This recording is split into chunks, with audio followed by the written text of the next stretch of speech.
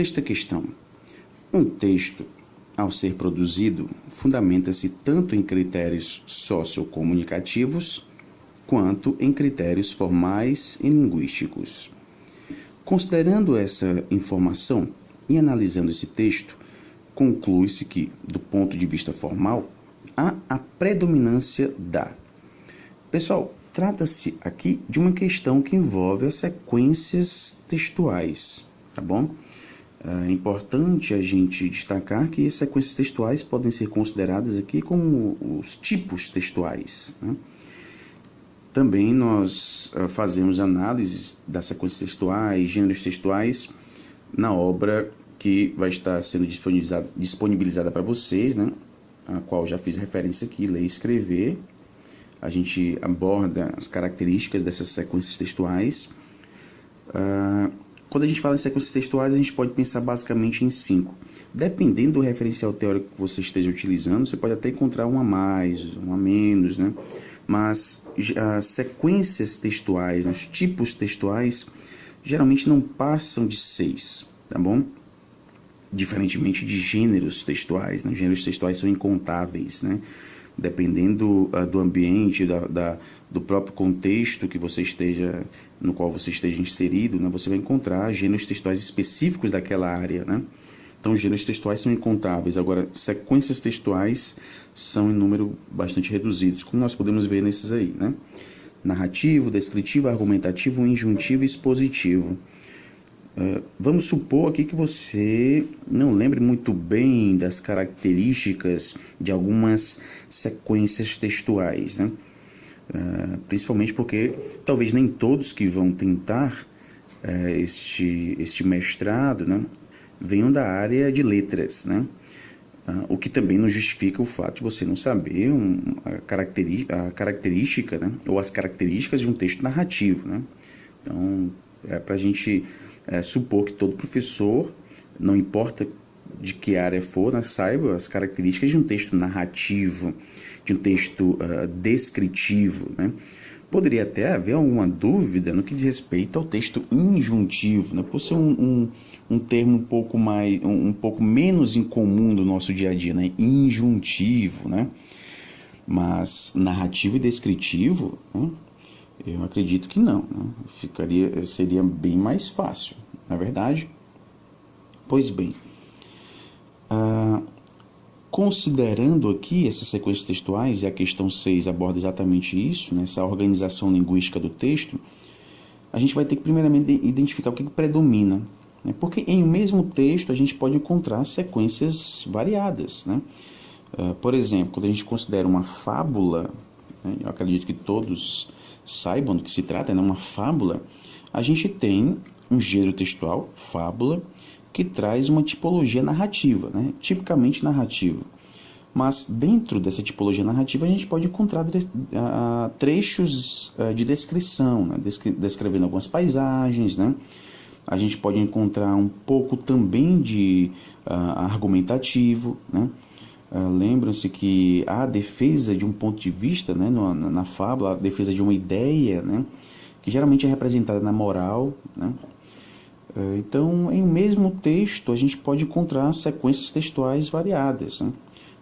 Por isso que em questões como essa, né, que pede para a gente identificar o tipo textual, esse tipo de questão sempre destaca o que predomina, né? O que predomina.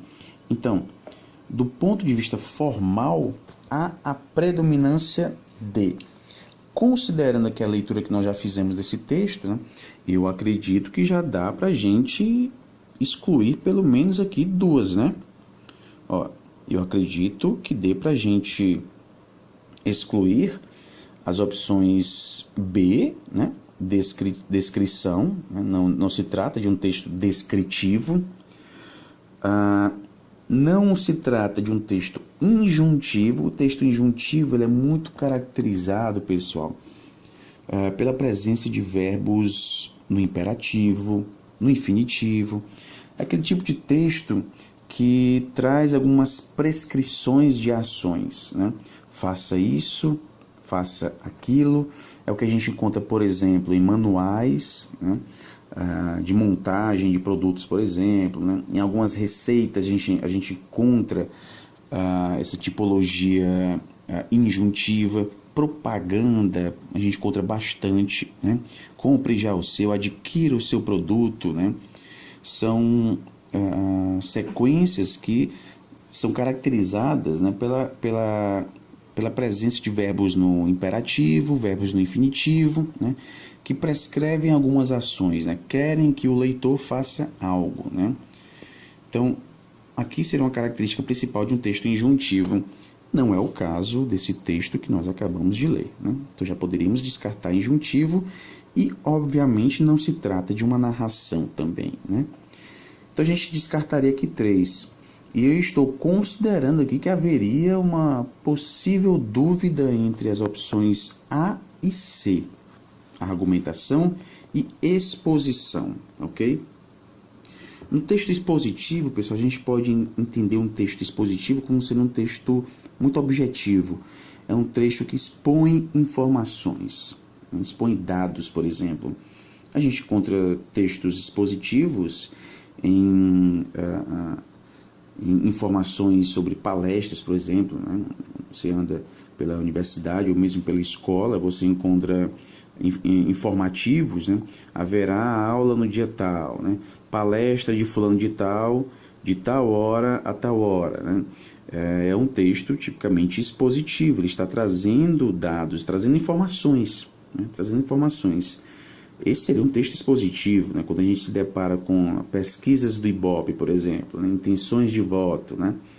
São textos expositivos, né? De fato, o texto expositivo ele visa apresentar e discutir conceito relacionado aos documentos que orientam as práticas de ensino. Não é isso que acontece nesse texto, né? A gente não encontra esse texto expositivo. E o que me faz pensar, né? De que esse texto não é um texto expositivo. Porque, voltando aqui ao texto, a gente pode identificar alguns julgamentos de valor, né? Ou seja, ao aspecto da subjetividade aqui do escritor, ele se posiciona e defende um ponto de vista, né? Ele defende um ponto de vista e se utiliza de documentos legais, né? Para reforçar o seu ponto de vista. E isso, pessoal, é uma característica de um texto argumentativo, né? Eu destaquei aqui alguns trechos, sem, no entanto, excluir a possibilidade de vocês identificarem outros, né? Então, vejam, nós temos claramente, né, isso é um aspecto subjetivo do autor, né? Claramente, coloca de maneira inequívoca. Aí diz, nesse sentido, a escola de educação básica se configura como essencial para a garantia do direito à educação. Para desempenhar com sucesso sua missão de oferecer ensino relevante para seus alunos, as escolas devem apresentar condições adequadas. Aqui já tem até propostas de intervenção, né? Também característico de um texto argumentativo, né? Ele traz um problema, se posiciona sobre esse problema, utiliza-se de argumentos, né? E, claro, traz também uma possível proposta de intervenção relacionada ao problema que foi apresentado, né? E continua, necessidade de investimentos em todas elas, a possibilidade das resoluções dos problemas educacionais no país e o avanço na qualidade da educação oferecida só se tornarão possíveis com a realização de ações concomitantes nessas dimensões, ainda que com ritmos e ênfases apropriados à história de cada sistema de ensino. Então, nós já temos aqui, pessoal, características que vão além do que está em um texto expositivo, né? Há aqui a defesa de um ponto de vista, a utilização de outros textos que reforçam o seu ponto de vista, como os textos legais que ele nos traz, né? E também propostas de intervenção, né? Então, se trata aí, pessoal, de um texto tipicamente argumentativo, né? Há a predominância da argumentação, pois observa-se um posicionamento crítico acerca do papel da legislação no contexto educacional. Então, a opção correta da sexta questão é a opção A. E fica aqui a dica, né, para vocês assistirem a aula de número 3 de análise da obra Ler e Escrever. Nesta aula 3, a gente aborda basicamente as sequências textuais, os gêneros textuais, as características, né, e trago até mesmo alguns exemplos em vídeo, né, exemplos de trechos de filmes que nos trazem essas características dessas sequências textuais, tá bom? Fica aqui a dica, assistam a aula de número 3 de análise da obra Ler e Escrever. Sétima questão. A respeito desse texto, são feitas as seguintes afirmativas. Afirmativa 1. A compreensão de que a educação é um direito inalienável é compartilhada por diversos países. Vamos destacar o seguinte. A educação é um direito inalienável, compartilhada, né, por diversos países. Há essa afirmativa aqui, né, de que a educação é um direito inalienável. Atenção, pode até não haver, né, a expressão inalienável, mas a gente, sabendo do que se trata, aquilo que é inalienável, no direito inalienável, a gente pode identificar possíveis expressões que sejam sinônimas, né, a essa expressão inalienável. Partindo do pressuposto de que direito inalienável é um direito com o qual as pessoas nascem e do qual nunca podem ser privadas. Eu não posso me privar desse direito à educação, né? Eu não posso alienar esse direito. Eu não posso pegar esse direito, dar para outro, alienar para outro e, portanto, ficar sem esse direito à educação. Não, eu não posso fazer isso. Não é um direito inalienável. Eu não posso me desfazer desse direito. Ok? É isso que a gente encontra no texto. A ideia de que a educação é um direito inalienável. Sim. Né? Quando a gente encontra expressões como garantir para todos, né? A educação inclusiva, equitativa, né? Equitativa, direito à educação, né? Expressões como essas, pessoal, nos trazem a ideia de que, de fato, a educação é um direito inalienável. Porque se eu não considerasse a educação como um direito inalienável, eu poderia dizer o seguinte: você não tem direito à educação, ok? E é algo, hoje, né, algo impensável de falar isso. Apesar de a gente saber, claro, né, que muitos jovens não têm acesso ainda à educação, e quando tem, aí a questão da qualidade, né? O que a gente está vendo aqui é uma referência ao plano legal, né, e o plano ideal, né? Todos têm direito à educação. Não tem como você dizer que fulano de tal não tem direito à educação, ok? A gente está aqui no plano ideal, tá bom? E é exatamente isso que a gente encontra no texto. A educação é um direito inalienável e compartilhada por diversos países. Tanto é que ele faz referência aqui a outros países também, né? Então, a afirmativa 1 ela está verdadeira. Sabendo que a 1 está verdadeira, a gente já poderia aqui descartar, vejam só, né, 3 opções, né? A C, a D e a E. Sobram apenas a opção A e B, porque são as únicas que trazem a afirmativa 1 como sendo correta, né? Então, sabendo que a primeira já está correta, né, eu teria que, se fosse chutar, né, teria 50% de chance de acerto, né? Afirmativa 2, o acesso à educação pressupõe que os estudantes serão expostos a aprendizados que ocorrem no contexto escolar. Vejamos aqui no texto, pessoal, a educação só se concretiza por meio de aprendizados, os quais, em grande parte, olha só essa expressão, em grande parte, ocorrem em uma instituição escolar. Vejam que na afirmativa 2 está dizendo no contexto escolar, está limitando ao contexto escolar. Mas o que a gente encontra no texto, não há essa limitação. Diz em grande parte. Se é em grande parte, é porque há uma parte que não é no contexto escolar. Logo, essa afirmativa 2 está falsa. Sabendo que a 2 está falsa, eu já poderia descartar a opção A, né? Ou seja, eu já chego aqui à opção correta, que é a opção B.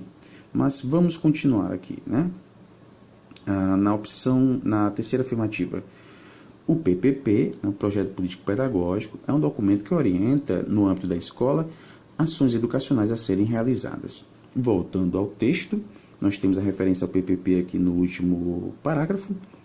O documento obrigatório que abarca todas essas dimensões, com ênfase na dimensão pedagógica, é o Projeto Político Pedagógico. Ele contém as intenções, princípios e orientações gerais que devem reger o ensino da escola, dimensões especificadas a partir das diretrizes existentes. Exatamente isso que a gente encontra aí na afirmativa 3. Né? Ele é um documento que orienta, no âmbito da escola, ações educacionais a serem realizadas. Está correta a afirmativa 3. A afirmativa 4. A fim de ofertar um ensino de qualidade, as escolas devem apresentar condições apropriadas de infraestrutura, de recursos humanos, pedagógicas e financeiras, né? Condições apropriadas pedagógicas e financeiras. Vejamos se de fato nós temos a referência a esses elementos no texto, né? Nós temos o seguinte: para desempenhar com sucesso sua missão de oferecer um ensino relevante para seus alunos, as escolas devem apresentar condições adequadas em 4 grandes dimensões: infraestrutura, ok, consta lá, né? Recursos humanos, pedagogia e gestão. Gestão não se confunde com condições financeiras. Obviamente há uma relação, né? Mas não é isso que é afirmado, tá bom? É afirmado aqui a referência à gestão e não a condições apropriadas financeiras, tá bom?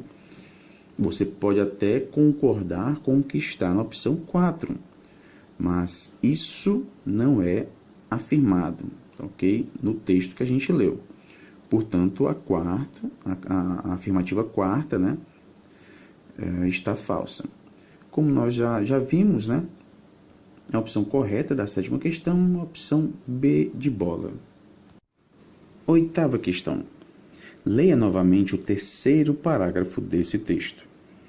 Para desempenhar com sucesso sua missão de oferecer ensino relevante para seus alunos, as escolas devem apresentar condições adequadas em 4 grandes dimensões. Exatamente o trecho que a gente acabou de ler, né? Infraestrutura, recursos humanos, pedagogia e gestão. Ao analisar os sistemas de ensino básico brasileiros à luz dessas 4 dimensões, identifica-se necessidade de investimentos em todas elas.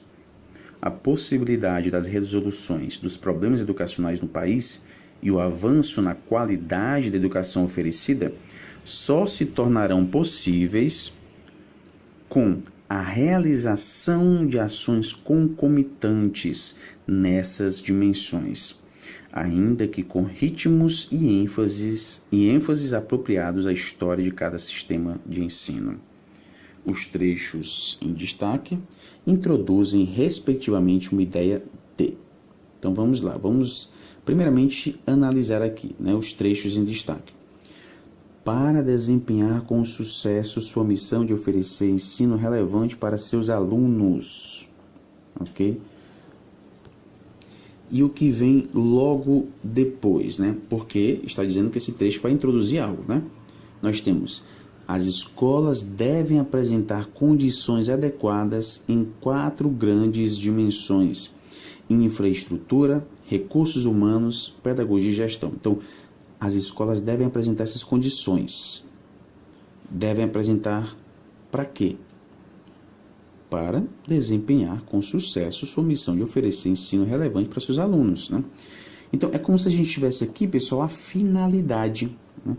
Com que finalidade as escolas devem apresentar essas condições? Para desempenhar com sucesso a sua missão de oferecer ensino relevante para os seus alunos, né? Então, analisando o que nós temos na segunda a oração, né, nós temos que ela está sendo vista aqui como uma espécie de condição para que aconteça o que nós temos na expressão destacada, né? Para se chegar a essa expressão destacada. Agora, vejam aqui que a questão é de finalidade. Você poderia até estar em dúvida, né? Em destino, né? Mas não é o destino, é a finalidade, né? Com que finalidade? Desempenhar com sucesso sua missão, tá bom? No segundo trecho, né, nós temos: ao analisar os sistemas de ensino básico brasileiros, à luz dessas 4 dimensões, identifica-se necessidade de investimento em todas elas. Então, quando é que a gente identifica essa necessidade de investimentos? Em todas elas. Em que momento? Quando se analisa os sistemas de ensino básico brasileiros à luz dessas 4 dimensões, né? Então, essa expressão em destaque, a segunda, está fazendo referência ao momento, né, no qual é identificada essa necessidade de investimentos. Então, em que momento vai ser identificada essa necessidade? Quando são analisados os sistemas de ensino básico, né? Então, nós temos aqui a referência a tempo, tá ok? Referência a tempo. A segunda, nós temos a possibilidade das resoluções dos problemas educacionais no país e o avanço na qualidade da educação oferecida só se tornarão possíveis com a realização de ações concomitantes nessas dimensões, né? Então, aqui nós temos uma condição para que algo aconteça, né? Ou seja, para que algo seja possível, né? Vejam só se tornarão possíveis com a realização. Então, a realização de ações é a condição para que algo se torne possível. E o que seria esse algo se tornando possível, né? A resoluções, né, dos problemas educacionais no país e o avanço na qualidade da educação. Então, nós temos aqui essa expressão em destaque, né, a última expressão em destaque, como sendo a condição para que algo aconteça, tá bom? Então, vendo aqui os 3 trechos destacados, chegamos à opção A: finalidade, tempo e condição, ok? Nona questão. Considerando os 2 últimos parágrafos desse texto, são feitas as seguintes afirmativas. Classifique-as como verdadeiras ou falsas.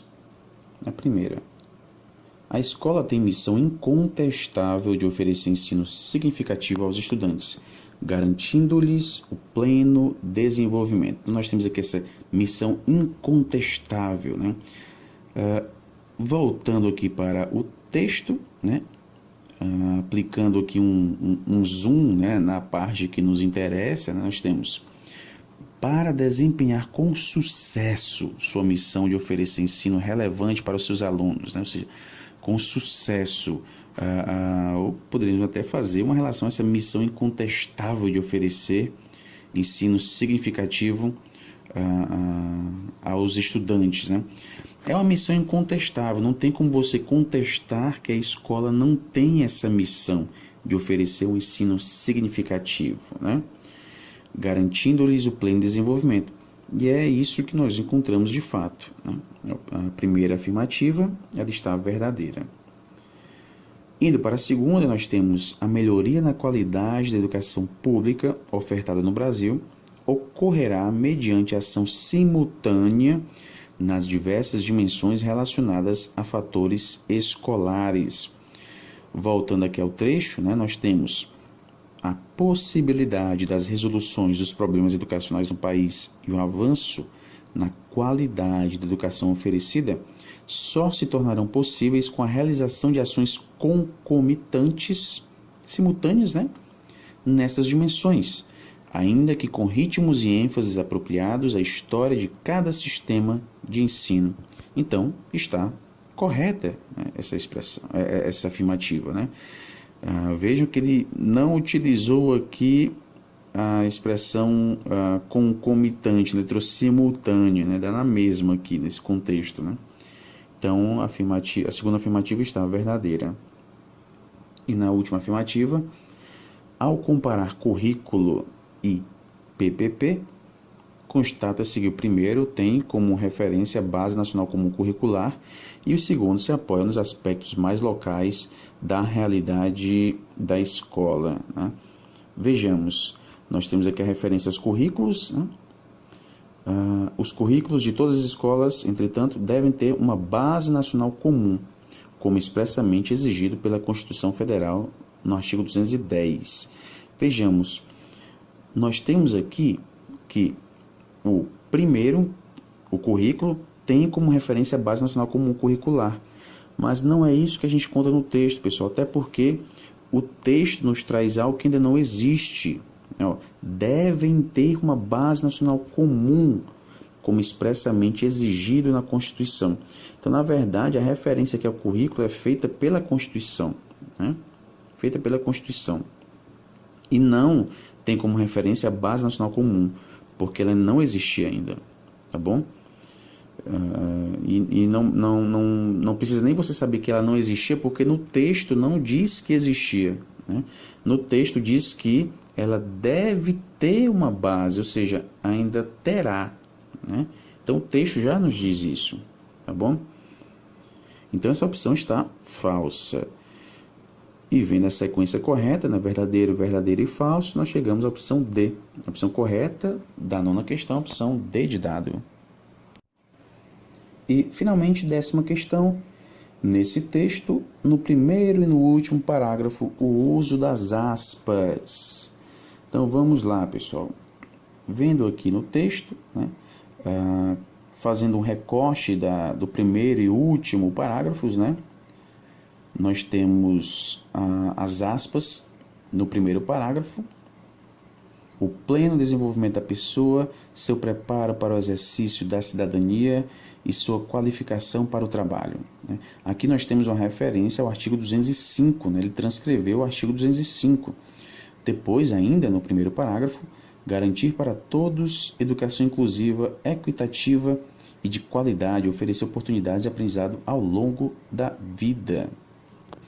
Aqui a referência ao acordo assinado pelo Brasil, ele transcreveu aqui, né? No último parágrafo nós temos serão fixados, né, conteúdos mínimos para o ensino fundamental de maneira a assegurar a formação básica comum em respeito aos valores culturais e artísticos nacionais e regionais, referência ao texto do artigo 210 da nossa Constituição de 1988, né? Então é transcrito aqui este trecho. Vamos às opções. O uso das aspas, opção A, aponta para o emprego do discurso direto? Não se trata aqui de discurso direto, né? Não é nem a utilização aqui do travessão, né? Opção B, atenua a ideia expressa nos trechos em que aparece? Também não. Por que ele está dizendo isso, pessoal? Porque as aspas também podem ser utilizadas nesse sentido, né? Podem ser utilizadas para atenuar uma expressão, mostrar um tom irônico, né? A utilização das aspas é bastante rica, né? Mas não é o caso do texto que nós encontramos aqui. A opção C funciona como recurso de ênfase para ideias expressas. Também não, ele não está enfatizando. A opção D introduz recursos que fundamentam a argumentação. Exatamente isso, né? Ele está trazendo aqui recursos que está fundamentando a argumentação dele. Ele traz um ponto de vista, né? Ele se posiciona sobre esse tema e cita esses trechos de documentos legais, né, para reforçar o seu ponto de vista, né, para dar força ao ponto de vista dele. Ok? É por isso que ele utiliza essa citação. Nós temos aqui uma intertextualidade, e é uma intertextualidade explícita, né? Está bem clara aí. Por quê? Porque ele cita a fonte, né? Ele diz de onde tirou. Da Constituição Federal, do acordo que o Brasil fez, né? Então ele deixa isso muito bem claro, né? Então, ao defender seu ponto de vista, ele se utiliza de documentos legais, né? De trechos de documentos legais para dar força àquilo que ele está defendendo, né? Portanto, a opção correta da 10ª questão é a opção D de dado. Nós finalizamos aqui a correção, né, das questões referentes aos procedimentos de leitura do Exame Nacional de Acesso, né, ao mestrado profissional em Gestão e Avaliação da Educação Pública. Processo esse realizado em 2018. Novamente, fica aqui a dica, né, para vocês assistirem às aulas referentes à análise da obra Ler e Compreender, né, análise essas que nos trazem informações importantes que foram discutidas aqui na correção dessas questões, tá bom? Então, no mais é isso, um grande abraço a todos e até a próxima.